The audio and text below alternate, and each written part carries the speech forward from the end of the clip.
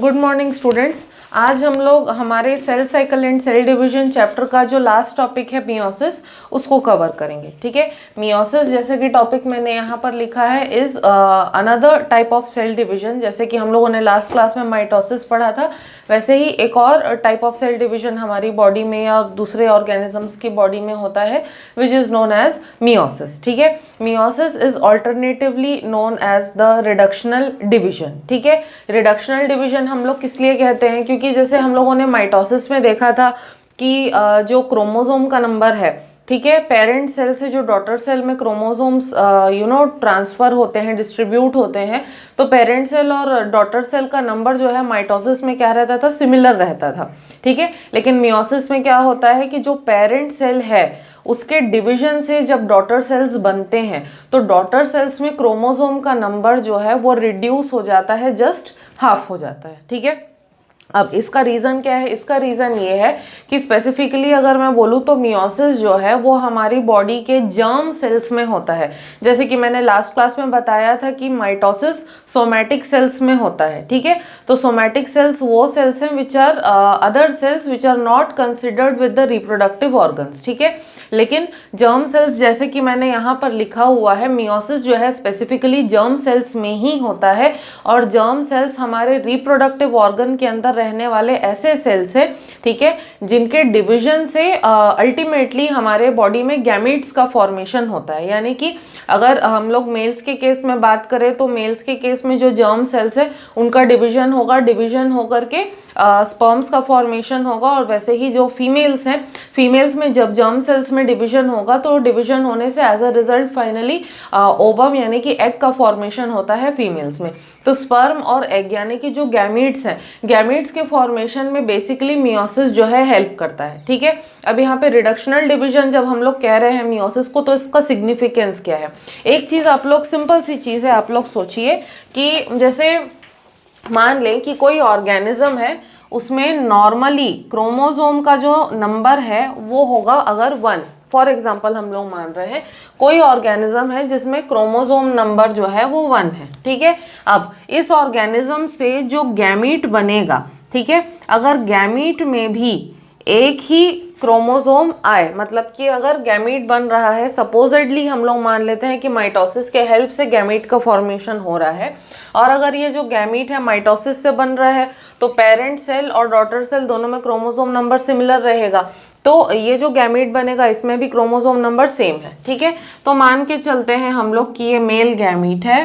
ठीक है, वैसे ही ये जो है फीमेल पेरेंट है, फीमेल पेरेंट से जो गैमीट बनेगा, फीमेल गैमीट, उसमें भी क्रोमोसोम नंबर जो है वो 1 आएगा। तो जब मेल और फीमेल गैमीट्स दोनों का फ्यूजन होगा, इनके फ्यूजन से जो ऑफस्प्रिंग बनेगा, तो ऑफस्प्रिंग में क्रोमोसोम नंबर क्या हो जाएगा, 1 + 1 क्या हो जाएगा, 2।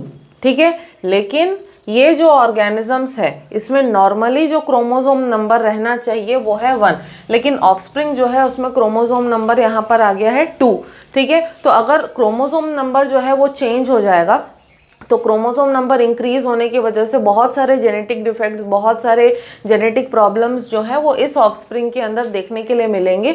हो सकता है कि ये ऑफस्प्रिंग जो है पैदा होने से पहले ही खत्म हो जाए, और अगर पैदा हो भी जाए तो पैदा होने के बाद में भी उसमें बहुत सारे तरीके के जेनेटिक मैलफॉर्मेशंस या जेनेटिक डिजीजेस जो है वो होंगे। ठीक है, तो क्रोमोसोम नंबर अगर यहाँ पे इंक्रीज हो जाएगा तो फिर जो ऑफस्प्रिंग है उसको बहुत सारी तकलीफें झेलनी पड़ेंगी। ठीक है, तो अब यहाँ पे हम लोग मियोसिस का एग्जांपल लेकर के चलते हैं। ठीक है, मान लेते हैं हम लोग कि यहाँ पर मियोसिस हो रहा है। ठीक है, तो मियोसिस में मैंने क्या बोला कि रिडक्शनल डिवीजन है, क्रोमोसोम नंबर जो है वो जस्ट हाफ हो जाता है। ठीक है, तो जैसे अगर दोनों पेरेंट्स में एक एक क्रोमोसोम है तो इनके जब गैमीट्स बनेंगे तो मेल गैमीट जो है उसमें भी हाफ ऑफ द क्रोमोसोम आएगा, 0.5, या इसको हम लोग हाफ ही मान लेते हैं, इस तरीके से लिख लेते हैं। ठीक है, और जो फीमेल पेरेंट है, फीमेल पेरेंट में से जो गैमीट बनेगा उसमें भी हाफ क्रोमोसोम आएगा।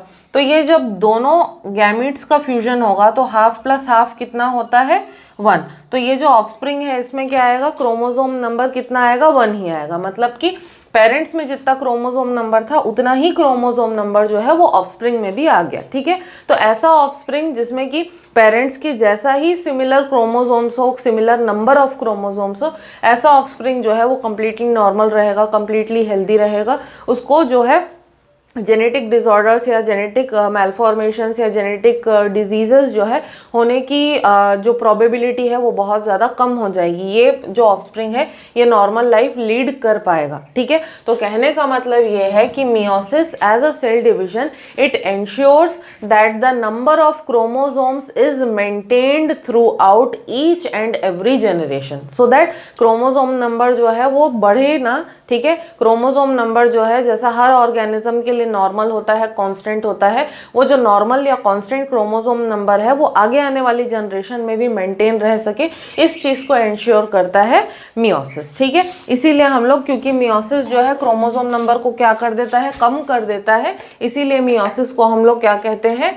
रिडक्शनल डिवीजन कहते हैं, ठीक है। तो जैसे कि मियोसिस को मैंने बोला कि ये जर्म सेल्स में ही होता है स्पेसिफिकली, बाकी जो हमारे सोमैटिक सेल्स है, सोमैटिक सेल्स के अंदर मियोसिस जो है नहीं होता, ठीक है। अब मियोसिस जो टर्म है it was coined bye 2 scientist, ठीक है, नाम था फार्मर्स एंड मूर, ठीक है। फार्मर्स एंड मूर नाम के 2 साइंटिस्ट ने मियोसिस जो टर्म है उसको कॉइन किया था, ठीक है। तो अगर हम लोग इनके मियोसिस के कुछ फीचर्स के बारे में बात करें तो जैसे सेल साइकिल में पहले इंटरफेज होता है, फिर एम फेज होता है, सेम सेल साइकिल यहाँ पर भी फॉलो होता है। तो जो मियोसिस के पहले का जो इंटरफेज होता है उसमें भी सिमिलरली क्या होता है कि जो सेल है वो अपने आप को प्रिपेयर करेगा आने वाले सेल डिवीजन के लिए, डीएनए का रेप्लिकेशन होता है, ठीक है, वगैरह वगैरह चीज़ें जैसे कि हम लोग माइटोसिस में पढ़ चुके हैं वैसा ही सिमिलर रहता है, ठीक है। तो माइटोसिस के जैसे ही इसमें पहले क्या होगा, पहले कार्योकाइनेसिस होगा, कार्योकाइनेसिस के बाद में फिर जो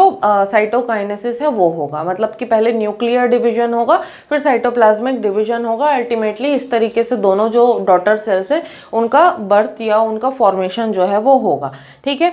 अब मियोसिस जो है वो माइटोसिस से बाकी सारे एस्पेक्ट्स में तो सिमिलर है, लेकिन मियोसिस में थोड़ा अंतर जो है हमको देखने के लिए मिलेगा, वो ये है कि मियोसिस जो है वो ज़्यादा प्रोलॉन्ग्ड प्रोसेस होता है, और मियोसिस जो है इसको हम लोग मोस्टली जो है 2 पार्ट्स में डिवाइड कर सकते हैं। एक हम लोग डिवाइड करते हैं इसको मियोसिस 1 में, और दूसरा इसका पार्ट होता है मियोसिस 2, ठीक है। तो जो रिडक्शन ऑफ क्रोमोसोम्स होता है, रिडक्शन ऑफ क्रोमोसोम्स जो है ये मोस्टली किस में होगा, मियोसिस 1 में होता है, और बाकी जो मियोसिस 2 है वो देखने में या उसके इवेंट्स के हिसाब से अगर हम लोग देखें तो मियोसिस 2 जो है वो माइटोसिस के जैसा ही होता है।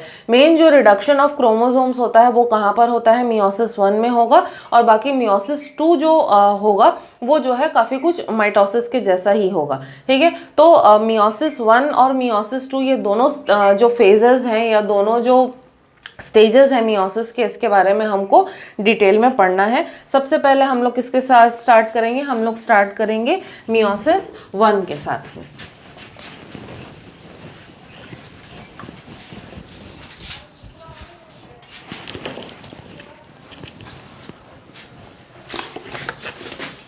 ठीक है, मियोसिस 1, ठीक।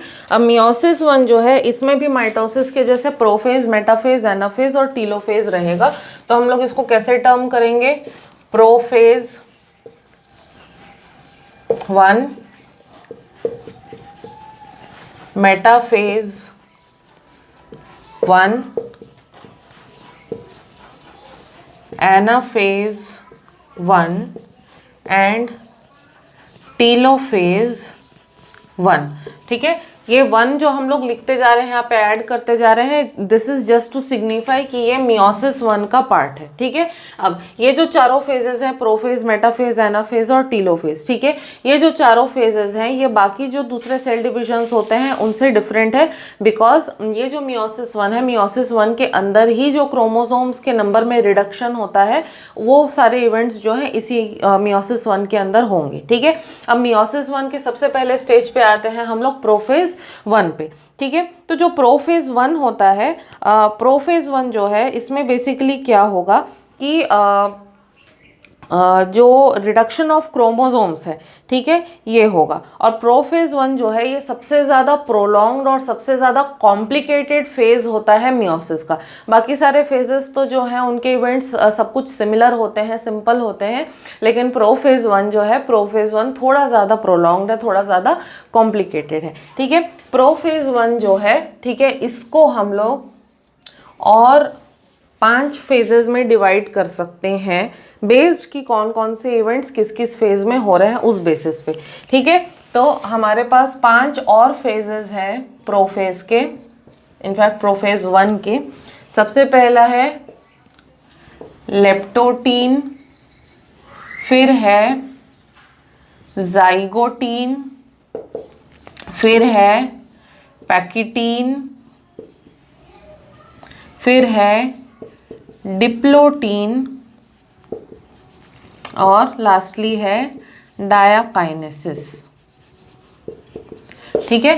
प्रोफेज 1 के ये 5 फेज होते हैं, लेप्टोटीन, जाइगोटीन, पैकिटीन, डिप्लोटीन और डायाकाइनेसिस, ठीक है। तो क्रोमोसोम्स का रिडक्शन जो है इन्हीं 5 फेजेस में होता है। तो मैं यहाँ डायग्राम के हेल्प से बगल में आपको 1 बाय 1 शो करूंगी, ठीक है, कि प्रोफेज 1 जो है वो कैसे प्रोसीड करता है, ठीक है। सबसे पहले हम लोग आते हैं लेप्टोटीन में, ठीक है। तो लेप्टोटीन जो है इसमें बेसिकली क्या होगा, इसमें जो है ये सेल है, सेल के अंदर दिस इज द न्यूक्लियस। तो लेप्टोटीन जो है इसमें सिंपली क्या होता है, जैसे माइटोसिस का प्रोफेज था जिसमें कि डीएनए जो है वो थ्रेड लाइक फॉर्म में हमको क्रोमैटिन के फॉर्म में दिखता था, तो इनिशियली यहाँ पर भी डीएनए हमको कैसे दिखेगा, थ्रेड लाइक फॉर्म में, क्रोमैटिन के फॉर्म में हमको दिखाई पड़ेगा, ठीक है।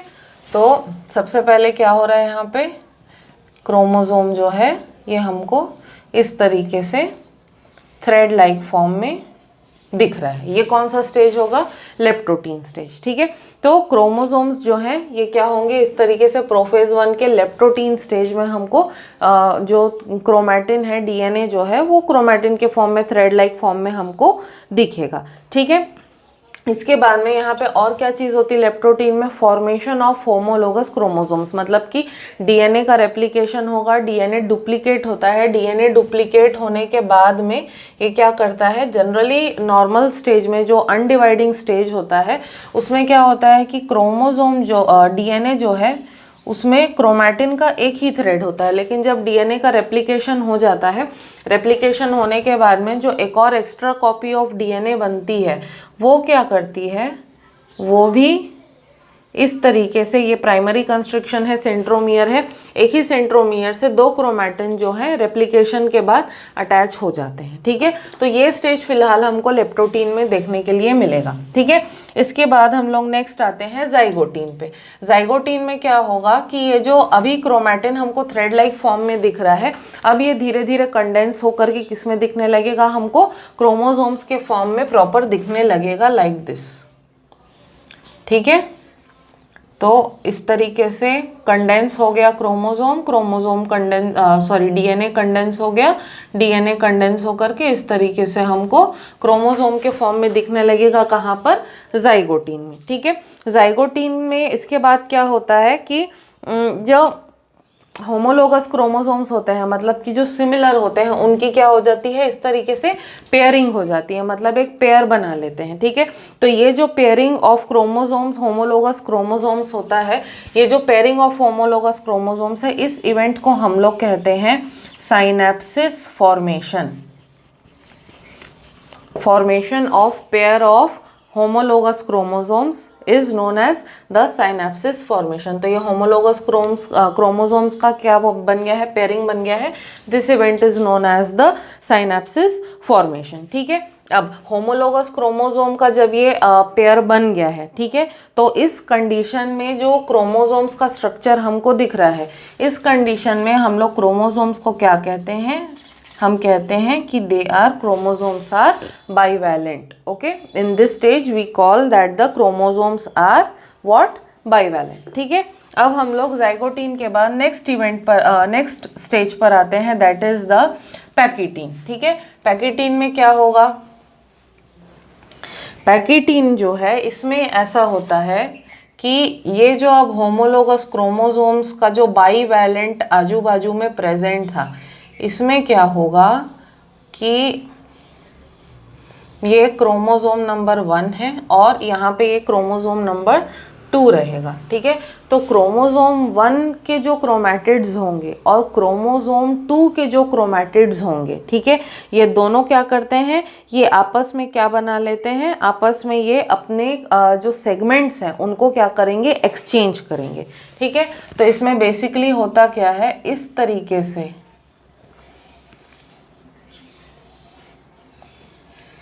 ठीक है, इस तरीके का कुछ क्रिस क्रॉस पैटर्न बन जाता है। ये क्रोमोसोम 1 है, ये क्रोमोसोम नंबर 2 है, ये क्रोमोसोम नंबर 1 का क्रोमैटिड है और ये क्रोमोसोम नंबर 2 का क्रोमैटिड है।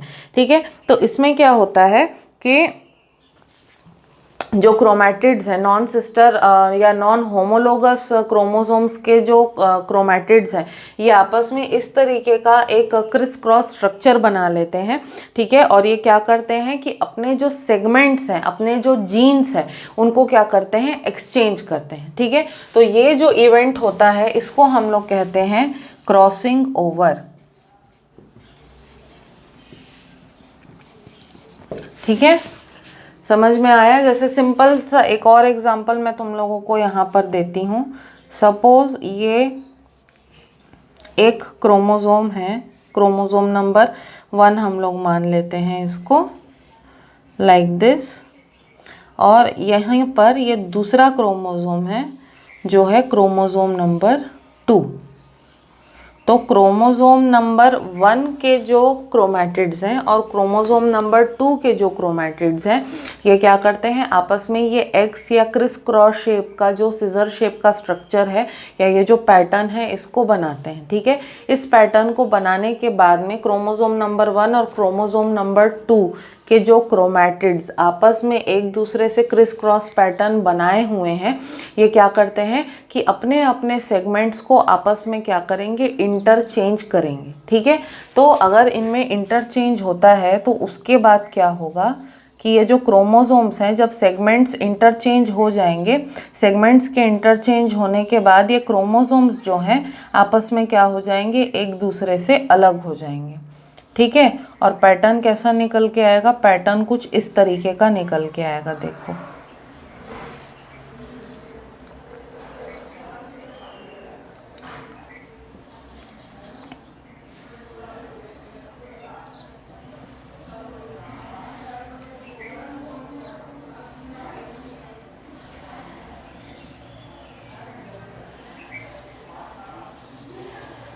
ये समझ में आ रहा है। यहाँ पे क्या हो गया, एक्सचेंज ऑफ सेगमेंट्स हो गया। ठीक है, तो ये जो एक्सचेंज ऑफ सेगमेंट्स होता है ना, यहाँ पे कौन से स्टेज में, पैकेटीन स्टेज में होता है। ठीक है, इस फिनोमिना को जहाँ पे नॉन सिस्टर क्रोमैटिड्स, ठीक है, नॉन सिस्टर क्रोमैटिड्स आपस में एक दूसरे के सेगमेंट्स को एक्सचेंज करते हैं, इंटरचेंज करते हैं, इसी इवेंट को हम लोग क्या कहते हैं, क्रॉसिंग ओवर कहते हैं। ठीक है, अब क्रॉसिंग ओवर हो गया, ये कहाँ पर हो गया, आपका पैकेटीन स्टेज में हो गया। ठीक है, क्रॉसिंग ओवर होने के बाद में क्या होता है, हम लोग आते हैं अब अगले स्टेज पर, that is the diplotene stage. Diplotene stage में क्या हो रहा है,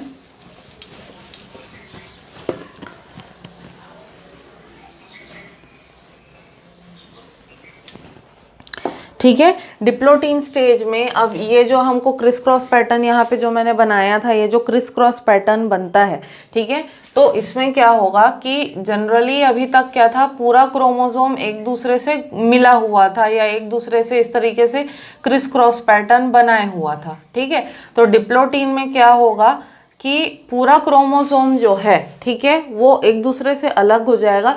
सिर्फ उसी पॉइंट पे क्रोमोसोम्स एक दूसरे से अटैच्ड रहेंगे जहां पर क्रॉसिंग ओवर हुआ है। ठीक है, तो मान के चलते हैं यहाँ पर क्रॉसिंग ओवर हुआ है, तो ये क्रॉसिंग ओवर वाला जो पॉइंट है, बस यहीं पे क्रोमोसोम्स एक दूसरे से अटैच्ड रहेंगे, बाकी जगह से क्रोमोसोम का जो भी अटैचमेंट रहा होगा वो अटैचमेंट जो है वो खुल जाता है या वो रिमूव हो जाता है। ठीक है, तो ये जो पॉइंट ऑफ अटैचमेंट है ना, यहाँ पे ये जो पॉइंट ऑफ अटैचमेंट है, इस पॉइंट ऑफ अटैचमेंट को हम लोग कहते हैं काइज़मेटा कहते हैं, और ये जो इवेंट होता है इसको हम लोग कहते हैं काइज़मेटा फॉर्मेशन।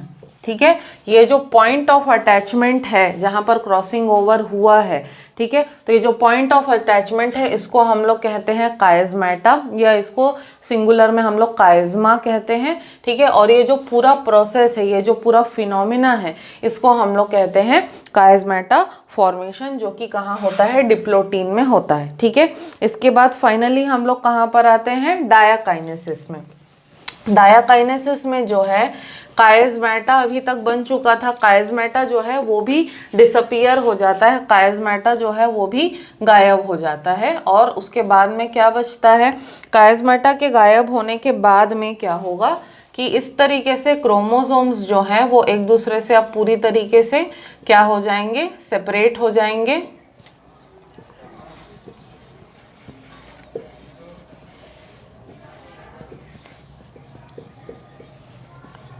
ठीक है। ये एक्सचेंज ऑफ क्या हो गया, सेगमेंट्स हो गया, यानी कि क्रॉसिंग ओवर हो गई।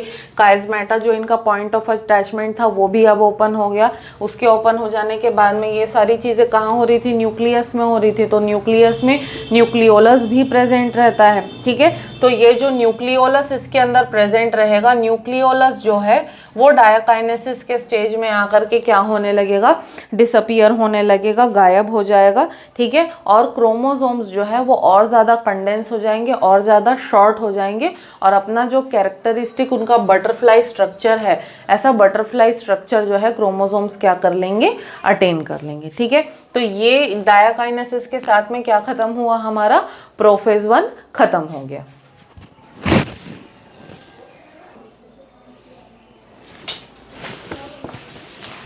प्रोफेज 1 के बाद अब हम लोग आते हैं मेटाफेज 1 पर, ठीक है। तो माइटोसिस में जैसे मेटाफेज हुआ था वैसे ही मेटाफेज 1 में क्या होता है, मेटाफेज 1 आते आते अभी तक हम लोगों ने क्या देखा था कि प्रोफेज 1 जो था, प्रोफेज 1 का जो डायाकाइनेसिस वाला स्टेज था उसमें क्या हुआ, न्यूक्लियोलस गायब हो गया, ठीक है। अब न्यूक्लियोलस के साथ साथ फिर उसका जो न्यूक्लियर मेम्ब्रेन है, न्यूक्लियर मेम्ब्रेन भी कंप्लीटली क्या हो जाता है, गायब हो जाता है मेटाफेज के आते आते, ठीक है। तो मेटाफेज 1 जो है, मेटाफेज 1 में क्या होगा, अगेन जो हम लोगों ने पढ़ा था कि क्या रहता है, सेंट्रियोल या सेंट्रोमियर जो है, ठीक है, ठीक है। सेंट्रियोल जो है वो क्या कर लेगा, डुप्लीकेट कर लेगा। सेंट्रियोल से इस तरीके से जो है स्पिंडल फाइबर्स इमर्ज करना स्टार्ट करेंगे, ठीक है। और प्रोफेज 1 में, ठीक है, जो क्रोमोसोम्स का बटरफ्लाई स्ट्रक्चर बन गया था, ये सारे क्रोमोसोम्स जो है अब क्या करेंगे, सेल के सेंटर में आके इस तरीके से जो मेटाफेज प्लेट है, इमेजिनरी जो प्लेट होती है मेटाफेज प्लेट, इस तरीके से मेटाफेज प्लेट का फॉर्मेशन जो है ये क्रोमोसोम्स करेंगे, ठीक है। तो मेटाफेज 1 में क्या होगा, अगेन क्रोमोसोम्स जो है सेल के बिल्कुल सेंटर पे आकर के मेटाफेज प्लेट पे क्या हो जाएंगे, बिल्कुल लीनियरली अरेंज्ड हो जाएंगे। ये मेटाफेज 1 है, ठीक है। फिर हम लोग आते हैं एनाफेज 1 में, ठीक है। मेटाफेज 1 में क्या होगा कि अब ये जो क्रोमोसोम्स है ये बिल्कुल क्या हो गए थे, सेंटर पे अरेंज हो गए थे लीनियरली, ठीक है। तो एनाफेज 1 में क्या होता है, एनाफेज 1 में ये जो सेंट्रोमियर या प्राइमरी कंस्ट्रिक्शन होता है, सेंट्रोमियर जो पॉइंट है, प्राइमरी कंस्ट्रिक्शन जो पॉइंट है, वहाँ से क्रोमोसोम्स जो होंगे वो क्या हो जाएंगे, ब्रेक हो जाएंगे, क्रोमोसोम्स क्या हो जाएंगे, टूट जाएंगे, ठीक है। तो एज अ रिजल्ट एनाफेज में अब हमको क्या देखने के लिए मिलेगा, एनाफेज 1 में अब हमको ये देखने के लिए मिलेगा कि क्रोमोसोम्स जो हैं ये इस तरीके से सेंट्रोमियर से क्या हो चुके हैं, टूट चुके हैं, इस तरीके से, ठीक है, इस तरीके से टूट जाएंगे लाइक दिस, प्राइमरी कंस्ट्रक्शन से।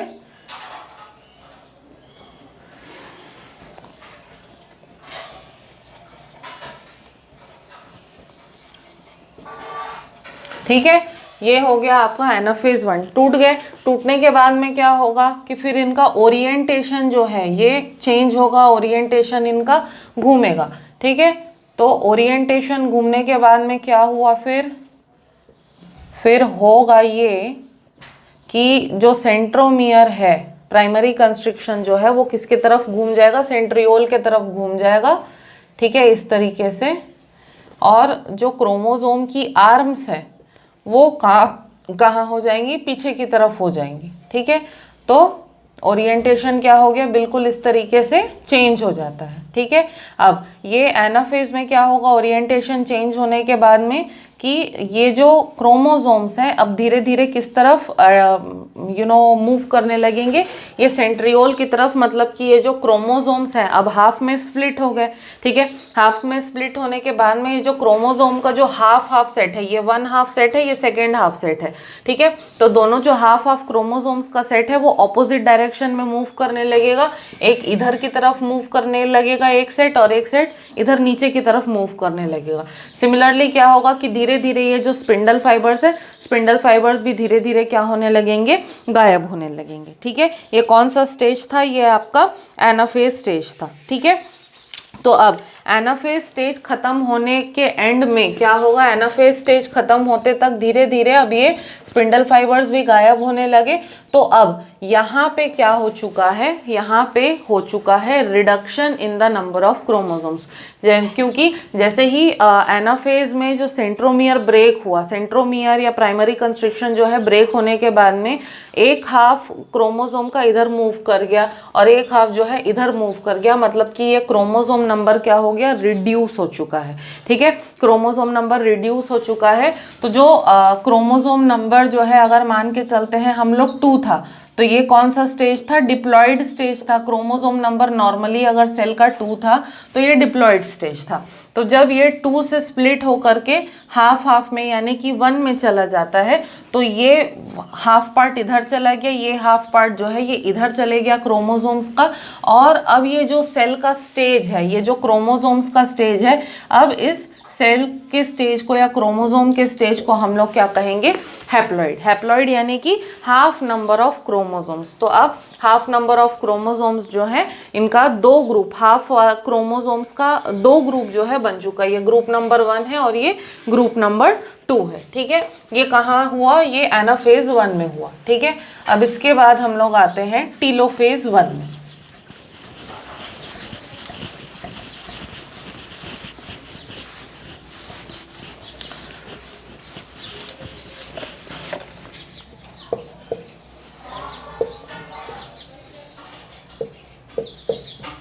ठीक है, अब फाइनली हम लोग आते हैं टीलोफेज 1 में। टीलोफेज में क्या होगा, टीलोफेज 1 में पूरी तरीके से स्पिंडल फाइबर्स जो हैं वो गायब हो जाएंगे। ठीक है, न्यूक्लियोलस जो है वो दोबारा से रीअपियर हो जाएगा, न्यूक्लियर एनवलप जो है वो रीअपियर हो जाएगा, और न्यूक्लियर एनवलप के अंदर जो न्यूक्लियोप्लाज्म भरा हुआ रहता है, न्यूक्लियोप्लाज्म जो है वो भी दोबारा से उसका रिकंस्टिट्यूशन हो जाएगा। ठीक है, एंड फाइनली हमको क्या दिखेगा, इस तरीके से एक सेल दिखेगा। एक सेल के अंदर इस तरीके से हमको ये क्या बन गया, आपका न्यूक्लियर एनवलप बन गया। ठीक है, इस तरीके से हमको 2 न्यूक्लियस दिखेंगे, न्यूक्लियर एनवलप बन जाएगा। न्यूक्लियर एनवलप के अंदर ये हमको क्या दिखने लगेगा, न्यूक्लियोलस दिखने लगेगा। और जो क्रोमोसोम्स हैं वो वापस से इस तरीके से क्रोमैटिन वाला जो स्ट्रक्चर है, अपने क्रोमैटिन वाले स्ट्रक्चर में दोबारा से रिटर्न आ जाएंगे इस तरीके से। ठीक है, तो टीलोफेज 1 के एंड होने पर एक सेल के अंदर हमको इस तरीके से 2 न्यूक्लियस दिख रहे हैं। 2 न्यूक्लियस हैं तो 2 न्यूक्लियर एनवलप, 2 न्यूक्लियोलस, और दोनों न्यूक्लियस के अंदर जो है वो क्रोमोसोम्स जो है वो क्या कर जाएंगे, उनकी जो है रीबाइंडिंग हो जाएगी, मतलब दोबारा से वो खुल जाएंगे। खुल जाने के बाद में क्या होगा कि इस तरीके से लूज थ्रेड वाले फॉर्म में, अपने क्रोमैटिन वाले फॉर्म में क्या आ जाएंगे, क्रोमोसोम्स रिटर्न आ जाएंगे। ठीक है, अब टीलोफेज 1 जो है, टीलोफेज 1 कंप्लीट होने के बाद में सेल जो है दोबारा से किसको एंटर करता है, सेकेंड मियोटिक स्टेज को। यानी कि अभी तक हम लोग कहाँ पर थे, मियोसिस 1 में थे। अब टीलोफेज 1 खत्म होने के बाद जो सेल है वो कहाँ पर एंटर करेगा, मियोसिस 2 को एंटर करेगा। तो मियोसिस 2 जो है ये काफ़ी हद तक माइटोसिस के जैसा ही होता है। इसके सारे इवेंट्स जो है माइटोसिस के होते हैं। तो एक्चुअली क्रोमोसोम के रिडक्शन का जो काम है ये कहाँ पर होता है, क्रोमोसोम के रिडक्शन का एक्चुअल काम जो है ये मियोसिस 1 के टाइम पर होता है। अब क्योंकि मियोसिस 1 खत्म हो चुका है, क्रोमोसोम का रिडक्शन हो चुका है, यानी कि अब हैप्लॉइड सेट ऑफ क्रोमोसोम्स जो है, हाफ सेट ऑफ क्रोमोसोम्स जो है वो बन चुका है।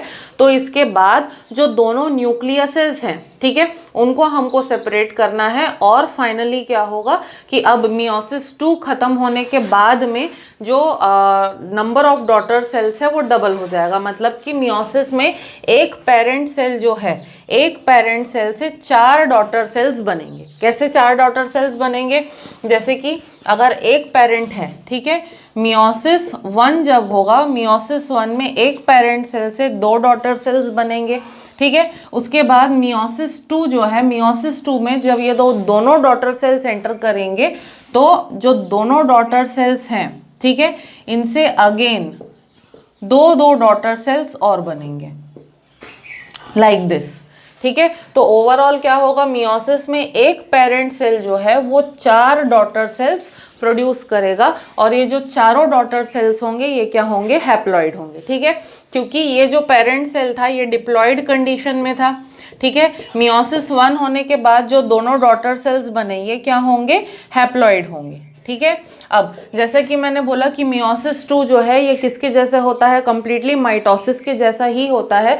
तो माइटोसिस के जैसा होने की वजह से ये जो दोनों हैप्लॉइड डॉटर सेल्स हैं, ठीक है, इनमें क्या होगा, इनमें अब रिडक्शनल डिवीजन नहीं होगा, माइटोसिस के जैसा है, मतलब इनमें क्या होगा, इक्वेशनल डिवीजन होगा, ठीक है। तो इक्वेशनल डिवीजन होने की वजह से ये जो दोनों हैप्लॉइड डॉटर सेल्स हैं कि और क्या करेंगे, और दो हैप्लॉइड डॉटर सेल्स ही बनाएंगे। तो ओवरऑल जो डिप्लॉइड पेरेंट सेल है, ठीक है, वो मियोसिस कंप्लीट होने के बाद में 4 हैप्लॉइड डॉटर सेल्स को प्रोड्यूस करता है, ठीक है। ये बाय रूल जो है ये हमेशा ऐसा ही रहता है, ऐसा ही चलता है, ठीक है।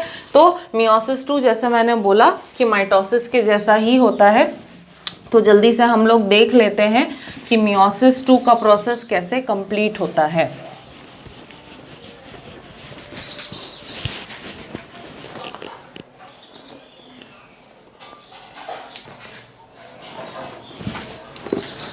तो अब हम लोग आ गए हैं मियोसिस 2 पर। मियोसिस 2 जो है क्योंकि माइटोसिस के जैसा ही रहता है तो इसमें भी माइटोसिस के जैसे ही 4 फेजेस रहेंगे, प्रोफेज, मेटाफेज, एनाफेज, टीलोफेज, जैसे कि मैंने यहाँ पर लिखा है। लेकिन ये जो चारों फेजेस हैं ये मियोसिस 2 का पार्ट है, इसीलिए हम लोग इसको प्रोफेज 2, मेटाफेज 2, एनाफेज 2 और टीलोफेज 2 के नाम से हम लोग जो है इसको एड्रेस करेंगे, ठीक है।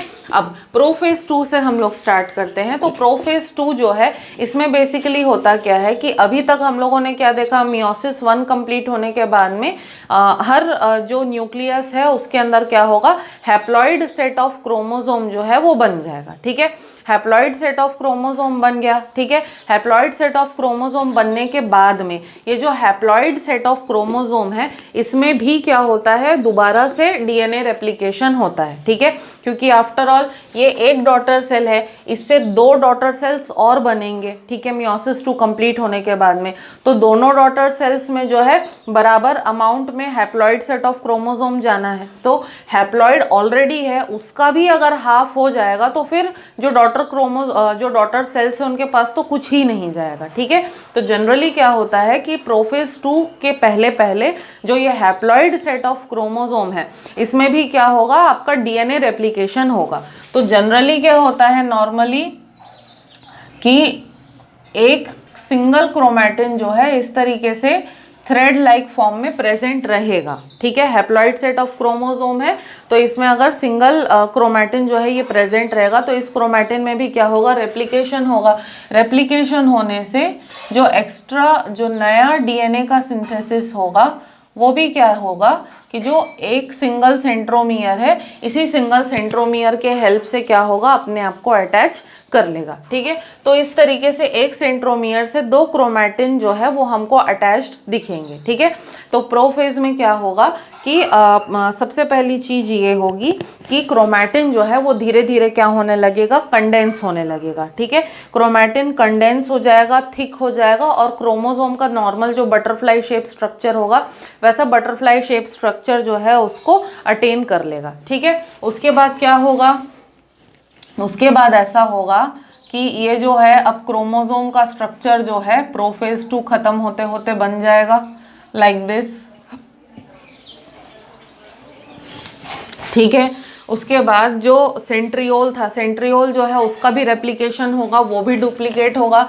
एक सेंट्रियोल जो है इस तरीके से इस जगह पे प्रेजेंट रहेगा और दूसरा सेंट्रियोल जो है ये माइग्रेट करके सेल के ऑपोजिट कॉर्नर पे, ऑपोजिट साइड पे जो है वो क्या कर जाएगा, मूव कर जाएगा। ठीक है, ये क्या हुआ आपका प्रोफेज 2 में हुआ। ठीक है, प्रोफेज 2 कंप्लीट होने के अंदर अंदर क्या होता है कि ये अगेन जो न्यूक्लियर एनवलप है, ठीक है, न्यूक्लियर एनवलप क्या हो जाएगा, न्यूक्लियर एनवलप गायब हो जाएगा।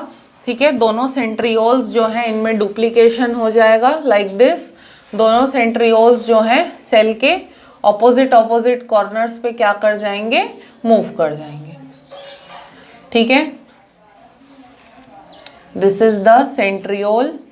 दोनों सेंट्रियोल ऑपोजिट कॉर्नर पे मूव कर गए हैं, न्यूक्लियोलस गायब हो गया है, न्यूक्लियर एनवलप गायब हो गया है। ठीक है, और जो क्रोमैटिन है वो कंडेंस होकर के कौन से फॉर्म में कन्वर्ट हो गया है, क्रोमोसोम्स के फॉर्म में कन्वर्ट हो गया है। ये प्रोफेज 2 में हुआ। फिर मेटाफेज 2 आते आते क्या होता है कि सेंट्रियोल्स जो हैं उससे इस तरीके से स्पिंडल फाइबर्स जो है वो इमर्ज होना स्टार्ट हो जाते हैं। ये स्पिंडल फाइबर्स आपके इमर्ज हो गए। ठीक है, फिर क्रोमोसोम्स क्या होंगे कि प्राइमरी कंस्ट्रक्शन या सेंट्रोमियर के हेल्प से इस तरीके से जा कर के बिल्कुल सेल के सेंटर पे जो इमेजिनरी मेटाफेज प्लेट है, इमेजिनरी मेटाफेज प्लेट पे जा कर के अपने आप को अरेंज कर लेंगे। ठीक है, तो अब ये क्या हो गया आपका मेटाफेज 2 हो गया। ठीक, इसके बाद एनाफेज में क्या होगा, एनाफेज में भाई ऐसा होगा कि जो प्राइमरी कंस्ट्रक्शन या ये जो सेंट्रोमियर है, सेंट्रोमियर से जो क्रोमोसोम्स हैं वो टूट जाएंगे, टूट करके इस तरीके से 2 हाफ पार्ट्स में क्या हो जाएंगे, डिवाइड हो जाएंगे।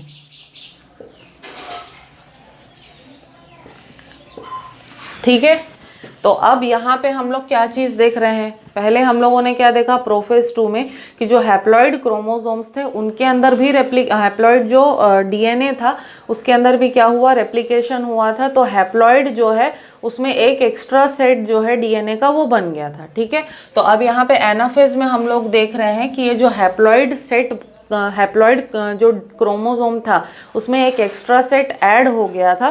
तो अब यहाँ पे जब सेंट्रोमियर से जो क्रोमोसोम्स है वो टूट जाते हैं तो ये अब ये फिर से किस में डिवाइड हो गए हैं, हाफ सेट ऑफ क्रोमोसोम्स में डिवाइड हो गए हैं। ठीक है, तो एनाफेज खत्म होते होते क्या होता है कि जो क्रोमोसोम्स हैं उनका ओरिएंटेशन फिर क्या होगा, यहाँ पे चेंज होगा। ओरिएंटेशन चेंज होने के बाद में क्रोमोसोम्स जो हैं वो इस तरीके से ऑपोजिट पोल्स के तरफ क्या करने लगेंगे, मूव करने लगेंगे। ठीक है, ऑपोजिट पोल्स की तरफ मूव करने लगेंगे chromosomes.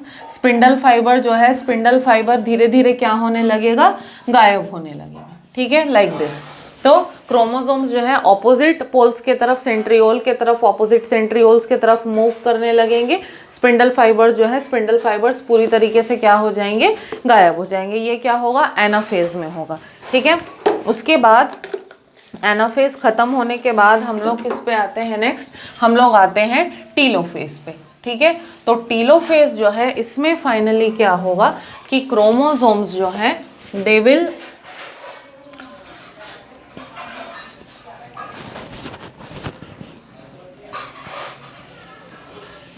If this is the cell, chromosomes जो है ये टीलोफेज में आते आते क्या हो जाएंगे, इस तरीके से ऑपोजिट एंड पे मूव कर जाएंगे। एक ही सेल के अंदर इस तरीके से क्या होगा, 2 न्यूक्लियसेस बन जाएंगे, मतलब कि न्यूक्लियर एनवलप जो है वो रीअपियर हो जाएगा टीलोफेज 2 में। न्यूक्लियर एनवलप के अंदर न्यूक्लियोलस जो है वो भी रीअपियर हो जाएगा, न्यूक्लियोप्लाज्म जो है वो भी रिकॉन्स्टिट्यूट हो जाएगा और जो क्रोमोसोम्स हैं वो इस तरीके से वापस अपने थ्रेड लाइक फॉर्म में, यानी कि क्रोमैटिन मटेरियल या क्रोमैटिन के थ्रेड वाले फॉर्म में जो है वापस से क्या हो जाएंगे, रिकन्वर्ट हो जाएंगे।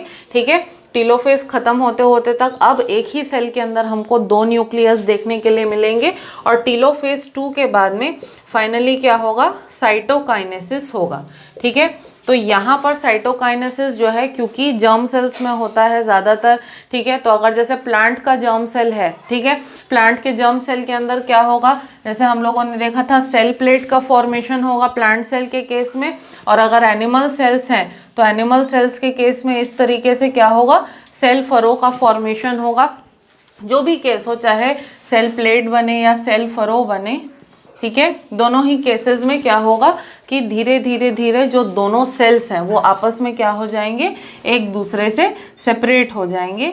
इवेंचुअली क्या होगा, इवेंचुअली ये दोनों डॉटर सेल्स जो हैं एक दूसरे से क्या हो जाएंगे, सेपरेट आउट हो जाएंगे। इस तरीके से मियोसिस 2 कंप्लीट होते होते एक पेरेंट सेल से हमको इस तरीके से जो है 4 डॉटर सेल्स जो है मिल जाएंगे, ठीक है। अब ये जो चारों डॉटर सेल्स हैं, क्योंकि जर्म सेल्स के थ्रू इनका फॉर्मेशन हो गया है, तो ये जो चारों डॉटर सेल्स बने हैं ये क्या बन गए हैं, ये डॉटर सेल्स नहीं कहलाएंगे, अब ये कहलाएंगे गैमीट्स, ठीक है।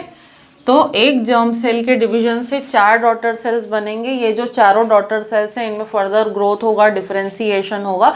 ग्रोथ और डिफरेंशिएशन होने के बाद फाइनली ये किस में कन्वर्ट हो जाएंगे, गैमीट्स में, ठीक है।